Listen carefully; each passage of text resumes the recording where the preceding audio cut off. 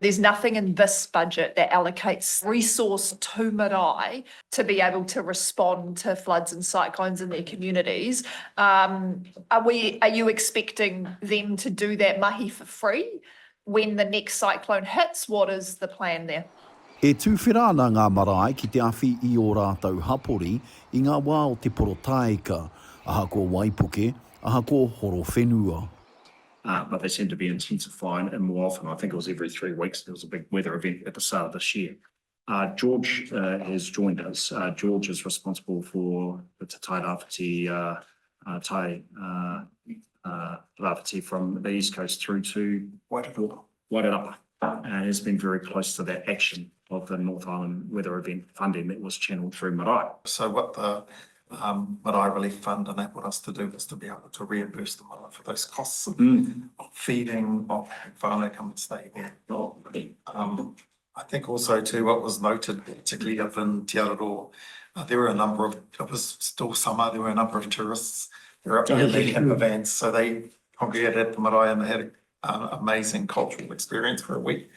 Engari te pātai miriona tāra a te apitihana I te komiti whiriwhiri take Māori I te rānei, kei hea ngā tautoko te kāwanatanga I te tahua mō ngā marae ka noho hei rākau whakamarumaru oho tata. The minister said, look, we respond when a marae is hit, or a community is hit and the marae responds, then we reimburse the marae for their costs.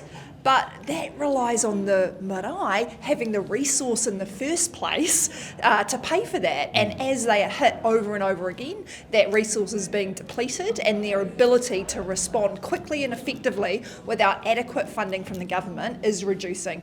He ai ki te mema o reipa Georgie Danzi, me kaha ake, me pakari ake te āwhina a te kāwanatanga.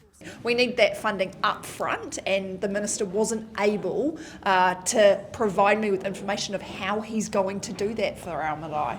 So is it comprehensive all across the country? There has been some work that's been done between the Iwi Cheers Forum, Hautake Āhuarangi, the climate change group within the Iwi Cheers Forum, and Simon Watts, the climate change minister, to allocate some funding support across some marae.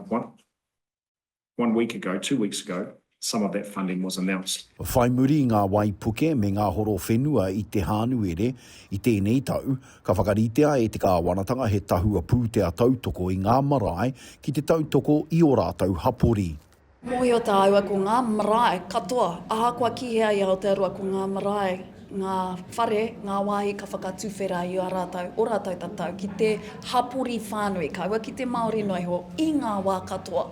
Ko wai ka whakatūringa ki te hāpai ko ngā marae, ko wai ka pōhiri I ngā iwi katoa ko ngā marae, ko wai ka ki ngā marae mau tonu e haute, mākoutou tonu ngā utu e pika, ko tēnei kāwanatanga koe rā. I te tīmatanga o tēnei marama, ka whakaterea e te minita take āhuarangi e Simon Watts he tahua te kau miriona tāra ki te hanga pūnaha kohi I ngā hihi o tamanui te rā mo ngā marae e ono ki te waiariki ki te rāwhiti me Waikato. Nē, no reira me whakamātāmua tēnei minita I tētahi tahua ki ngā marae, kaore mātou I te ki, hoatu I te moni, hoatu noiho I te moni kia kaua tātou e āta arotake, kau, kei te ki, kaua e tohu ki ngā marae, mā koutou te nama e pikau, tai hoa e whakahokia e rā moni engari ho mai ngā rihiti.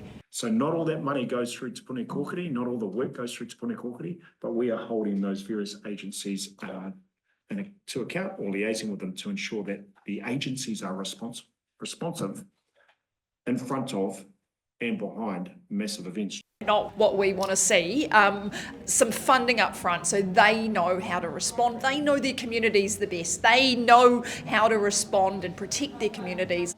Aha ko atau atu ai he tautoko I te kāwanatanga, kaore rānei, ki ngā marae I te wā o ngā whiunga o te rangi, ka tūwhera tonu te ringa āroha o ngā marae mena e tae ana e rātou. Roihana Nuri, mā Aukaha.